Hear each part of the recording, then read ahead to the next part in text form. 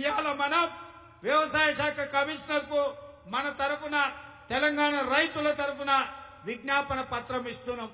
రేపటి నుంచి కల్లాల్లోకి కాంగ్రెస్ ఇవాళ ఈ వేదిక మీద నుంచే కార్యక్రమాన్ని ప్రకటిస్తున్నాం.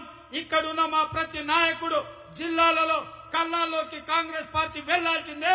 రేపు నేను కామారెడ్డి జిల్లా పెద్దలు షబీర్ అలీ గారితో కలిసి కామారెడ్డి జిల్లాలో రైతులు పడుతున్న కష్టాలు చూడడానికి కల్లాలోకి కాంగ్రెస్ పార్టీ కార్యక్రమంలో భాగంగా నేను అక్కడికి వెళ్తా.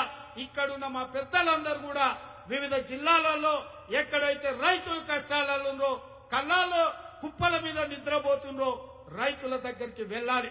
పెద్దలే కాదు, జిల్లా నాయకత్వం, మండల నాయకత్వం కూడా కల్లాలలో ఉన్న కుప్పల దగ్గర పడుకుంటున్న కాపలా కాస్తున్న రైతుల దగ్గరికి వెళ్లాలి.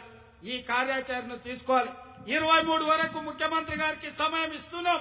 23 తారీఖు లోపల ఈ రైతులు పండించిన పంట మొత్తం కొనుగోలు విధానాన్ని ప్రకటించి, కొనకపోతే 23 తర్వాత ప్రగతి భవన్ ముట్టడి కార్యక్రమం పెడతాం.